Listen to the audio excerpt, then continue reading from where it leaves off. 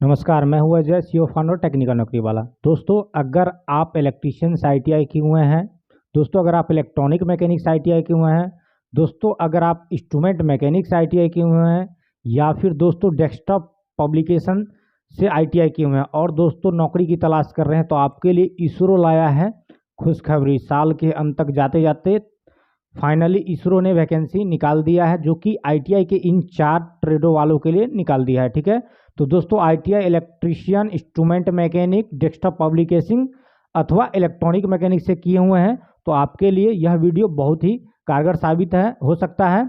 और इस जो वैकेंसी है इसका हम इस वीडियो में डिटेल बताने वाले हैं। आपको कितना पोस्ट के लिए निकला है और किस तरह से इसमें आपका सिलेक्शन होने वाला है, इसका प्रक्रिया क्या है, इन तमाम बातों का आज हम जानकारी देने वाले हैं। तो दोस्तों बने रहें वीडियो के अंत तक, जहां आपको इन तमाम बातों की जानकारी दी जाएगी। तो चलते हैं दोस्तों, हमारे डिस्क्रिप्शन बॉक्स में दिया हुआ है इस वैकेंसी का ऑफिशियल वेबसाइट का लिंक दिया हुआ है। वहां पर जैसे आप क्लिक करेंगे तो दोस्तों इसके ऑफिशियल वेबसाइट का जो है कुछ इस तरह का इंटरफेस रहेगा आपके पास। ठीक है, कुछ इस तरह का इंटरफेस रहेगा। दोस्तों इस वेबसाइट में आप यहाँ देख सकते हैं कैरियर वाला ऑप्शन है। ठीक है, इस कैरियर वाले ऑप्शन को जैसे ही क्लिक करेंगे तो दोस्तों यहाँ पर साफ आप देख पाएंगे रिक्वायरमेंट का जो है डिटेल दिया हुआ है। ठीक है, यहाँ आप देख लीजिए रिक्वायरमेंट का डिटेल दिया हुआ है, कौन कौन से वैकेंसी आया है, किस डेट में आया हुआ है। तो इसके कैरियर सेक्शन में जैसे ही आप जाएंगे तो आप यहाँ रिक्वायरमेंट नोटिस जब देखेंगे तो यहाँ पे आप साफ देख पाएंगे दोस्तों, यहाँ एक नोटिफिकेशन आया हुआ है, advertisement number NRSC RMT/4 2023 requirement to the post of technician B. इसी वाले ऑप्शन को दोस्तों क्लिक करना है तो यहाँ पे आपका फुल डिटेल आ जाएगा। ठीक है, फुल डिटेल आ जाएगा, इस तरह से देख लीजिए, ये रिक्वायरमेंट का डिटेल दिया हुआ है। ठीक है, ये रिक्वायरमेंट का यहाँ पे आपको डिटेल दिखा रहा है कि विज्ञापन संख्या इतना है और यह 9 दिसंबर को निकला है। ठीक है, ऑनलाइन जमा करने की अंतिम तिथि इसका 31 दिसंबर है। और कहाँ के लिए है तो ये इसरो का जो है national remote sensing centre NRSC department में खुला हुआ है और ये हैदराबाद के लिए वैकेंसी ओपन हुआ है। ठीक है, स्थिति जो है वैकेंसी का ये ओपन हो चुका है। दोस्तों यहाँ पे पीडीएफ जो है, पीडीएफ का लिंक दिया हुआ है। जैसे ही आप इस पीडीएफ को खोलेंगे, क्लिक करेंगे तो कुछ इस तरह का दोस्तों आपके पास पीडीएफ खुलेगा। इस पीडीएफ में सारा जानकारी दिया हुआ है कि आपका जो है इसमें कौन कौन से पोस्ट पे कितना वैकेंसी आया हुआ है, किस ट्रेड वालों का कितना सीट है और इसमें कैसे बहाली लिया जाएगा। तो दोस्तों आप इस पीडीएफ को गौर से पढ़ेंगे, इसका तमाम बातों का हम जानकारी आपको दे रहे हैं। यहाँ पे क्या लिखा हुआ है कि NRC invite online application for the following post. कौन कौन से पोस्ट है तो सबसे पहला देख लीजिए दोस्तों, यहाँ पे टेक्नीशियन बी में इलेक्ट्रॉनिक मैकेनिक। ठीक है, इलेक्ट्रॉनिक मैकेनिक वालों का पोस्ट कोड 1 है, जिसमें टोटल वैकेंसी कितना है 33 है। ठीक है, बहुत ही भारी मात्रा में इसको कहा जा सकता है। इलेक्ट्रॉनिक मैकेनिक वालों का 33 सीट है। ठीक है, इसका आवश्यक योग्यता में देख लीजिए, मैट्रिक के अलावा NCVT से इलेक्ट्रॉनिक मैकेनिक ट्रेड में ITI या NAC आपके पास होना चाहिए, NTC NAC आपके पास होना चाहिए। ठीक है, NAC का मतलब अगर आप अप्रेंटिस भी किए हुए हैं इलेक्ट्रॉनिक मैकेनिक से तो आप इस वैकेंसी के लिए एलिजिबल है, आप इसमें अप्लाई कर सकते हैं। ठीक है, नेक्स्ट दोस्तों, नेक्स्ट जो वैकेंसी इसका है पोस्ट टेक्नीशियन बी इलेक्ट्रिकल, मतलब इलेक्ट्रीशियन की बात करेंगे, जिसमें पोस्ट कोड 2 है। टोटल वैकेंसी की संख्या 8 है दोस्तों। ठीक है, ITI इन इलेक्ट्रीशियन ट्रेड। नेक्स्ट दोस्तों इसमें जो है टेक्नीशियन बी इंस्ट्रूमेंट मैकेनिक है। ठीक है, इंस्ट्रूमेंट मैकेनिक वालों के लिए सीट टोटल 9 है। ITI in instrument mechanic trade total 9 seat है। इसी प्रकार से दोस्तों टेक्नीशियन बी में फोटोग्राफी, ठीक है, फोटोग्राफी टेक्नीशियन का जो है, जिसमें आपके पास ITI NTC या NAC कौन सा डिग्री होना चाहिए, डिजिटल फोटोग्राफी में या photography trade from NCVT trade में आपके पास ITI का डिग्री होना चाहिए।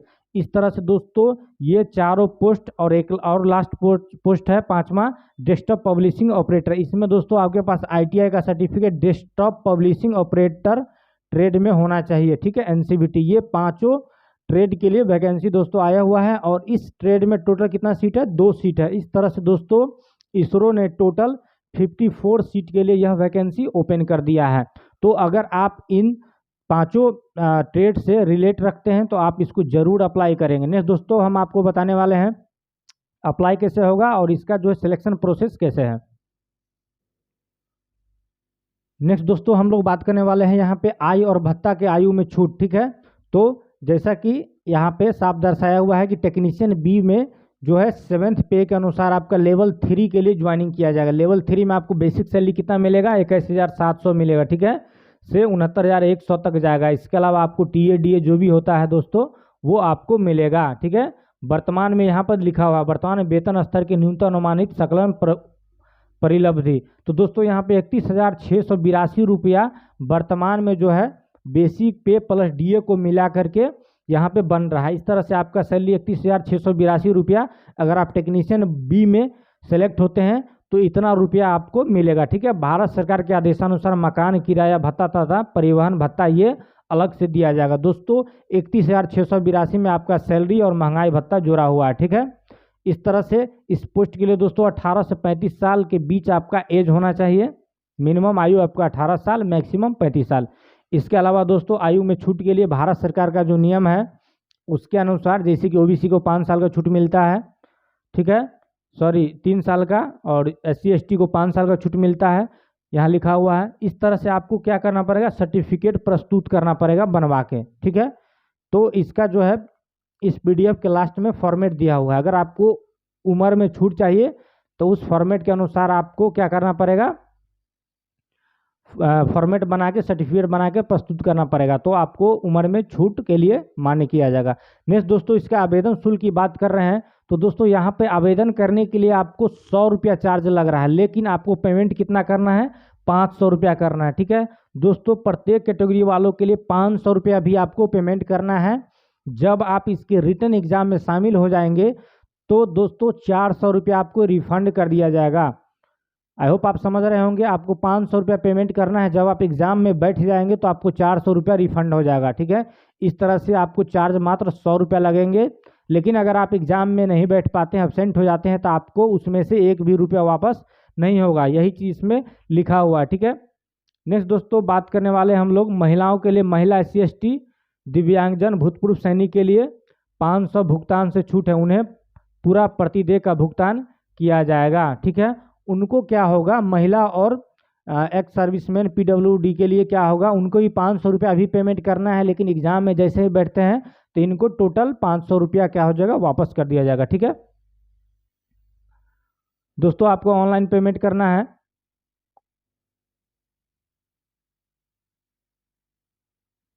यहाँ पर दोस्तों अपलोडिंग ऑफ डॉक्यूमेंट का कुछ डिटेल दिया हुआ, आपके पास कौन कौन सा डॉक्यूमेंट होना चाहिए, जैसे कि पासपोर्ट आकार का फोटो होना चाहिए जो 50 से 100 KB के बीच होना चाहिए। ये PDF को आप पूरा डिटेल पढ़ लेंगे तो आपको जानकारी मिल जाएगा। फॉर्म भरने से पहले आपके पास कौन कौन सा डॉक्यूमेंट होना चाहिए, मैट्रिक का सर्टिफिकेट होना चाहिए, ITI का जो भी है, NTC या NSC आपके पास होना चाहिए, और कैटेगरी का होना चाहिए। अगर आप OBC SC ST है, छूट चाहिए, ठीक है, तो वो सर्टिफिकेट आपके होना चाहिए। इस तरह से आप दिया हुआ जो साइज है उस साइज में बनाकर रख लेंगे और अपलोड करेंगे। ठीक है, नेक्स्ट दोस्तों हम लोग बात करने वाले हैं इसका एग्जाम का। तो इसमें जो है सिलेक्शन के लिए दोस्तों यहाँ पे लिखा हुआ है कि इसमें 2 प्रकार से आपका सिलेक्शन मिलेगा। कौशल परीक्षा के दौरान अपलोड किए गए दस्तावेज की जांच होगी तथा लिखित परीक्षा कौशल परीक्षा की अनुमति मात्र से चयन के पात्र नहीं होंगे। आपका जब स्किल टेस्ट होगा दोस्तों उस समय क्या होगा, आपके डॉक्यूमेंट की जांच होगी। और इस वैकेंसी में आपको 2 प्रकार से एग्जाम लिया जाएगा। ठीक है, रिटन टेस्ट और स्किल टेस्ट। तो दोस्तों रिटन टेस्ट में जैसे आप क्वालिफाई करेंगे तो फिर अगला स्टेज इसका स्किल टेस्ट है। स्किल टेस्ट के दौरान ही इसमें क्या होता है, डॉक्यूमेंट वेरिफिकेशन करवाया जाता है। ठीक है दोस्तों, इसमें चयन का यही प्रक्रिया है, 2 तरीका से है। ठीक है, टेक्नीशियन बी में देख लीजिए, आपका जो रिटन टेस्ट होगा दोस्तों वो 1.5 घंटा में आपको 80 MCQ क्वेश्चन रहेंगे। ठीक है, 1.5 घंटा में 80 प्रश्न रहेगा, जिसमें 1 नंबर आपको मिलेगा सही के लिए, और अगर गलती करते हैं तो 0.33 नंबर काट लिया जाएगा। इस तरह से दोस्तों नेगेटिव मार्किंग है। ठीक है, रिटन टेस्ट में क्या है, 80 प्रश्न रहेंगे, नेगेटिव मार्किंग रहेंगे। नेक्स्ट जो है आपका स्किल टेस्ट, वो 100 अंक का होगा। ठीक है दोस्तों, यहाँ पे मिनिमम क्वालिफाई मार्क्स कुछ दिया हुआ है कि कम से कम आपको इतना नंबर लाना पड़ेगा। तो रिटन टेस्ट में दोस्तों आपको 80 में से 32 नंबर लाना है पास करने के लिए। ठीक है, पास करने के लिए 32 नंबर लाना है, और स्किल टेस्ट में 100 में से आपको दोस्तों 50 नंबर लाना है। ठीक है, इस तरह से आपको तभी क्वालिफाई कर पाएंगे। is reserved and it's sufficient. No number of reserved candidates who satisfy the pass criteria under general standard of selection not available. Therefore, shortlisting of skill test in defined ratio of employment direction and standard of selection will be extended to such reserved candidate as under. दोस्तों कहा जा रहा है कि अगर मान लीजिए दिए गए सीट के अनुसार कैंडिडेट की संख्या जो अप्लाई करेंगे कैंडिडेट की संख्या कम रहेगा तो उस केस में दोस्तों यहाँ पे मिनिमम जो क्वालिफाइंग नंबर है उसको घटाया भी जा सकता है। ठीक है, यहाँ पे जो था कम से कम 80 में 32 नंबर लाना है, 100 में 50 नंबर लाना है। मान लीजिए कि बहुत कम बच्चों ने अप्लाई किया तो उस केस में दोस्तों ये क्या करेगा, मिनिमम क्वालिफाइंग नंबर को घटा भी सकता है। 80 में से मात्र आपको 24 नंबर लाना है और 100 में से 40 नंबर लगा। ये डिपेंड करता है कितना फॉर्म अप्लाई हो रहे हैं उस पर। ठीक है, अगर बच्चों की संख्या कम रहेगी, कैंडिडेट की संख्या कम रहेगी तो इसको घटाया भी जा सकता है। दोस्तों अगर स्किल टेस्ट की बात करेंगे तो जो कौशल परीक्षा के लिखित परीक्षा में प्रदर्शन के आधार पर उम्मीदवार को श्रेणीवार रिक्तियों की संख्या के अनुसार न्यूनतम 10 उम्मीदवारों के साथ 1:5 के अनुपात में कौशल परीक्षा के लिए शॉर्ट लिस्ट किया जाएगा। ठीक है, 1:5 रेशियो रहेगा, मतलब 5 गुना रिजल्ट देगा। ठीक है, 5 गुना रिजल्ट देगा। 1:5 का मतलब ये हो गया कि आपको रिटन टेस्ट में सीट का 5 गुना जो है कैंडिडेट को स्किल टेस्ट के लिए बुलाया जाएगा। ठीक है, जिसमें मिनिमम कम से कम 10 उम्मीदवार तो रहना ही चाहिए। ठीक है, जिसमें मिनिमम 10 उम्मीदवार तो रहेगा ही। इस तरह से आपको 1:5 रेशियो में जब स्किल टेस्ट में जाएंगे तो स्किल टेस्ट में 5 में से 1 बच्चे का सिलेक्शन मिलेगा। इस तरह से आपका इसमें जो है भर्ती हो जाएगा। ठीक है, नेक्स्ट दोस्तों यहाँ पे दिया हुआ है परीक्षा केंद्र। जैसा कि हमने बताया था कि भारत के प्रत्येक स्टेट में एक सेंटर बनाया जाता है इसका, जहाँ आपका जो है रिटन टेस्ट होता है। ठीक है, जैसे कि आप देखिए यहाँ विजयवाड़ा आंध्र प्रदेश में जो है 3 सेंटर, विजयवाड़ा, विशाखापट्टनम, तिरुपति। इसी तरह से में डिब्रूगढ़, अपना बिहार की अगर बात करेंगे तो पटना में इसका सेंटर रहता है। इस तरह से प्रत्येक स्टेट का जो है एक सेंटर कम से कम रहता है। तो वहाँ पे आपको जो है यहाँ जब आप फॉर्म अप्लाई करेंगे तो आपको मिनिमम 3 सेंटर को सेलेक्ट करना है। तो आप अपने क्रम में उसको सेलेक्ट कर लेना है कि पहला चॉइस आप कहाँ देना चाहते हैं, सेकंड कहाँ देना चाहते हैं और तीसरा कहाँ देना चाहते हैं। जब आप अप्लाई करेंगे उस समय आपको सेलेक्ट करना पड़ेगा। ठीक है, हाउ टू अप्लाई की अगर बात करेंगे तो दोस्तों आप डिस्क्रिप्शन बॉक्स में हमारा जाए, डायरेक्ट वहाँ पे लिंक दिया हुआ है, वहाँ से आप डायरेक्ट इस फॉर्म को अप्लाई कर पाएंगे। ठीक है दोस्तों, ये फॉर्म जो है ऑलरेडी अप्लाई हो चुका है। इसका 31 दिसंबर को लास्ट डेट है, तो इसीलिए आप लास्ट डेट से पहले इसको अप्लाई कर लेंगे। वैसे दोस्तों यह फॉर्म जो है निर्धारित समय के अनुसार आप अप्लाई कर लीजिएगा। 31/12/2023 इसका जो है लास्ट डेट है। उसके बाद आप किसी भी प्रकार से इसमें अप्लाई नहीं कर पाएंगे। आई होप आप इस वैकेंसी को पूरा डिटेल इस वैकेंसी का समझ गए होंगे, किस तरह से आपका सिलेक्शन होने वाला है, कैसे अप्लाई करना है। किसी भी प्रकार का फिर भी किसी तरह का भी डाउट है तो आप हमारे कमेंट बॉक्स में कमेंट कर सकते हैं। वहाँ पे दिया हुआ व्हाट्सएप ग्रुप का लिंक है, उसमें जुड़ सकते हैं। किसी भी प्रकार का जो है हमसे सवाल आप पूछ सकते हैं। तो मिलते हैं दोस्तों फिर नए वीडियो में नई जानकारी के साथ। तब तक के लिए गुड बाय, जय हिंद, स्वस्थ रहें, मस्त रहें।